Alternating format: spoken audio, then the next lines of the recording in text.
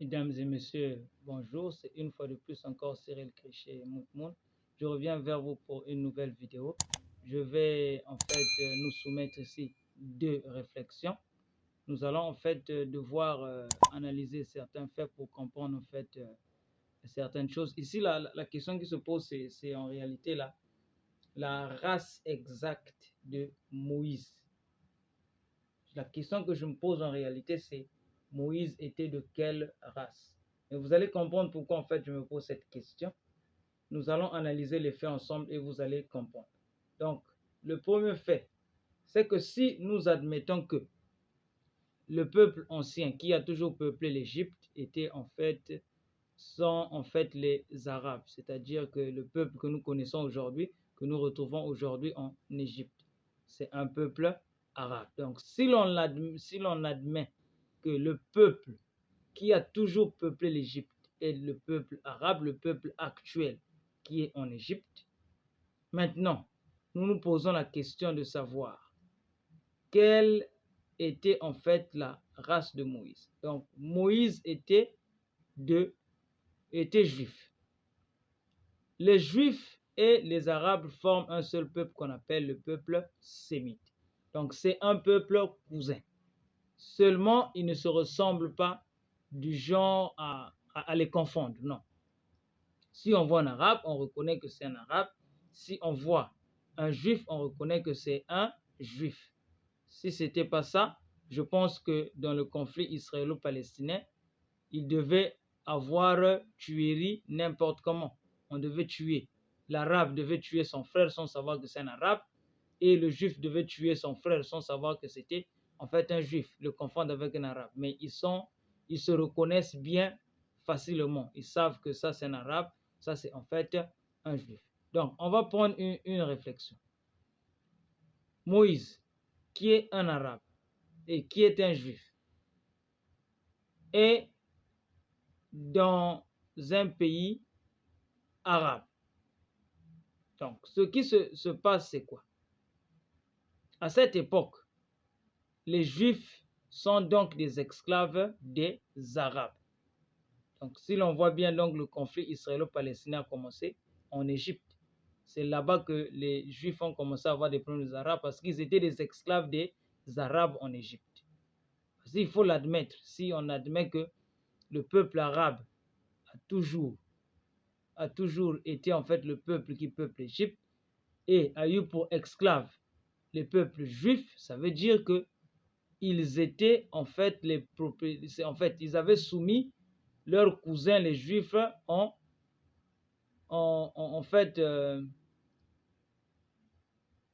esclavage. Voilà, ils avaient soumis leurs cousins juifs en esclavage. Donc nous allons en fait analyser les faits historiques. Donc ce qui se passe, c'est quoi? C'est qu'un bon jour, Pharaon, dans son sommeil, fait un songe. Dans le songe, on lui montre un jeune brave qui en fait arrive à le tuer, à le détrôner et en fait à libérer les esclaves. Donc quand il soumet en fait son songe auprès de ses conseillers lui demandent en fait de tuer les enfants qui viennent de naître. Donc tous les mâles qui viennent de naître devaient être tués. Alors Pharaon demande l'exécution de tous les enfants nés à cette période. Tous les enfants mâles nés à cette période. Donc ces enfants vont être exécutés. Seulement chez les Moïse, sa mère et son père vont avoir une idée en tête. Ils vont se dire non, on ne peut pas accepter que notre enfant soit tué. On doit faire en sorte qu'il puisse vivre. Donc ils vont mettre leur enfant dans une sorte de corbeille qu'ils vont poser sur le fleuve Nil. Et ils vont en fait laisser la corbeille en fait flotter sur les eaux. Et ils vont demander à la grande sœur de Moïse de suivre cette corbeille, de voir où est-ce qu'elle va aller aboutir.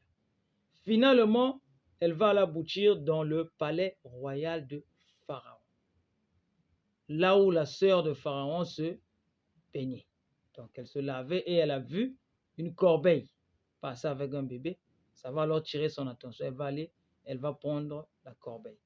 Dès qu'elle va prendre la corbeille, c'est la sœur de Moïse qui va apparaître, qui va dire, tiens, vous avez ramassé un bébé, mais je pourrais vous trouver une femme qui pourrait la nourrir au lait maternel parce que c'était un bébé qui devait d'abord être nourri par le lait maternel.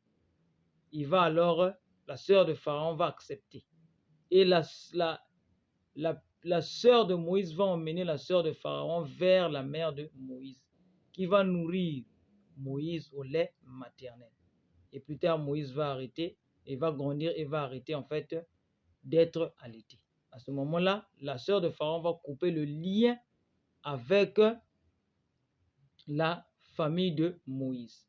Donc, on admet, si on essaie de rester maintenant dans le palais royal chez Pharaon, donc Pharaon admet que sa sœur puisse avoir un enfant d'une grossesse qu'il n'a pas vue et un enfant à l'âge des enfants qu'il a en fait demandé de tuer. Donc, Moïse va vivre chez Pharaon, va grandir dans le palais royal, va recevoir une éducation de prince parce qu'il est même promu en fait à devenir successeur de Pharaon, sans se rendre compte que cet enfant n'est pas de leur race. Donc, si on voit qu'ils sont arabes et que cet enfant, il est en fait juif, donc Pharaon ne voit pas que cet enfant, il est juif, il n'y a que sa sœur qui a ramassé l'enfant qui sait que l'enfant est juif. Tous les serviteurs de Pharaon ne savent pas que cet enfant est juif. Tous ceux qui les entourent, même les conseillers de Pharaon qui viennent là, ne voient pas un enfant juif grandir chez eux. Donc ça, c'est un premier point. Donc, dans la suite de l'histoire, c'est que le petit Moïse, en grandissant, sa mère, la sœur de Pharaon, donc sa mère adoptive, va lui révéler qu'en réalité, toi, tu n'es pas de notre race. Tu es de la race des esclaves. Donc c'est là qu'il va en fait comprendre qu'il n'était pas de la même race que sa mère, qu'il a toujours pris pour sa mère, que le pharaon qu'il a pris pour son oncle, que Ramsès II qu'il a toujours pris pour son cousin. Donc il va découvrir qu'en réalité il n'est pas de cette race. Ça c'est la première théorie. Prenons une deuxième théorie. Donc dans la deuxième théorie, on admet que le peuple, donc les anciens Égyptiens, étaient noirs. Nous admettons que les anciens pharaons étaient noirs et que ces noirs-là ont pris en captivité des juifs, c'est-à-dire des blancs du Moyen-Orient. Ils sont venus comme esclaves en Égypte et ils étaient traités ainsi. Et pendant que le pharaon ordonne de tuer les premiers-nés de cet âge, il voit sa sœur venir chez lui avec un enfant qui est de la race des enfants, de la race des esclaves, du même âge des enfants qu'il a demandé de tuer. Et sa sœur lui dit que c'est mon enfant, d'un père qu'il n'a jamais en fait vu. Il admet. Il prend cet enfant, on lui donne une éducation de prince dans le palais royal égyptien. Cet enfant grandit sans jamais savoir qu'il n'est pas noir, qu'il est blanc. Donc lui, il croyait qu'il était en fait noir, comme aussi les Égyptiens. Cet enfant grandit et plus tard, c'est sa mère qui lui dit, sa mère adoptive qui est la sœur de Pharaon, qui lui dit que toi, tu n'es pas de notre race, tu es en fait de la race des esclaves. Et c'est ce qui va pousser en fait Moïse plus tard à commettre un crime. En passant, il va voir un soldat égyptien qui tapait un esclave.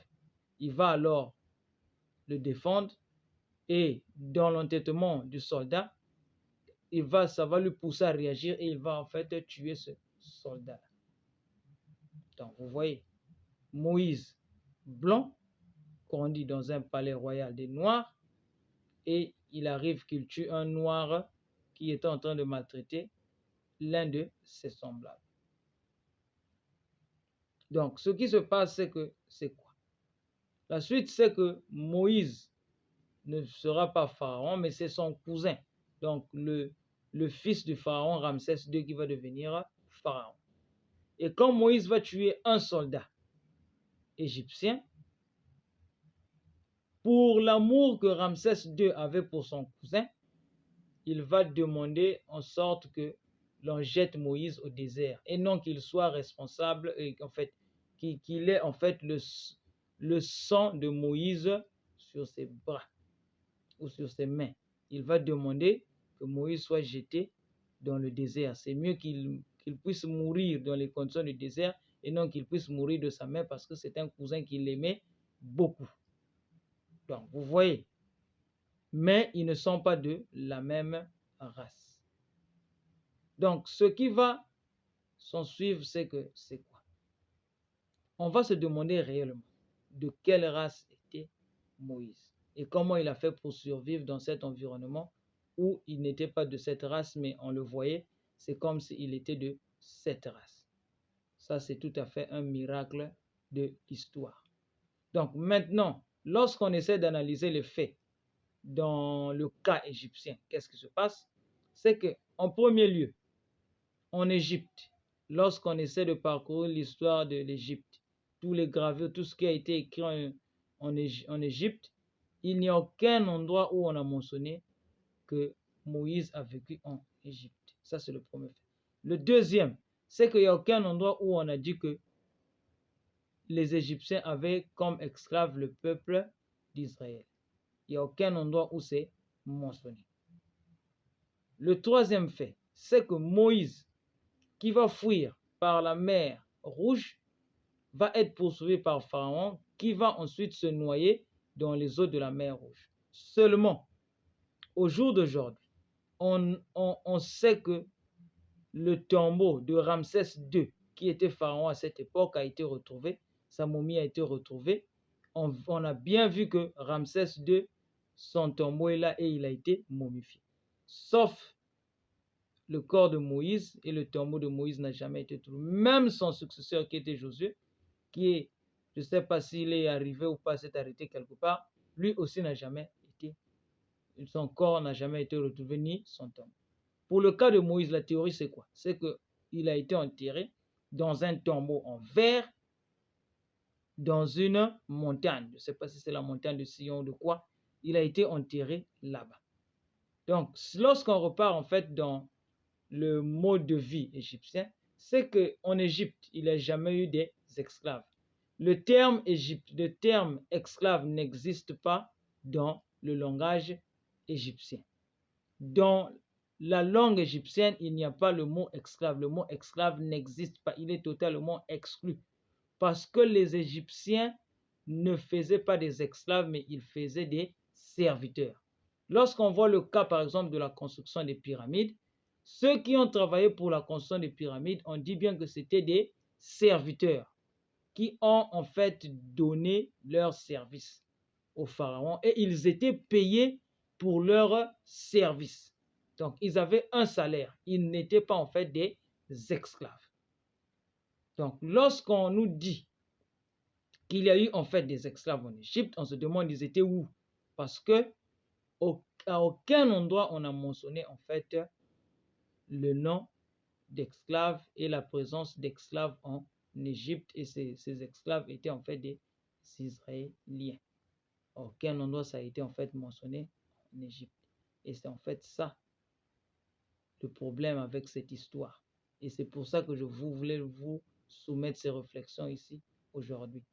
Il faut chercher réellement à savoir si cette histoire, elle est vraie ou bien c'est une invention. Mais j'ai ma petite idée là-dessus.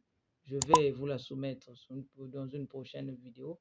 Pourquoi en fait il y a eu l'invention de cette histoire.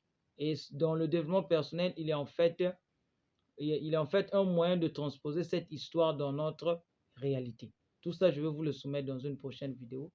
Je vous remercie pour votre attention. C'était Cyril Krichet Moutmoun. Je vous retrouve pour une prochaine vidéo. À plus, merci.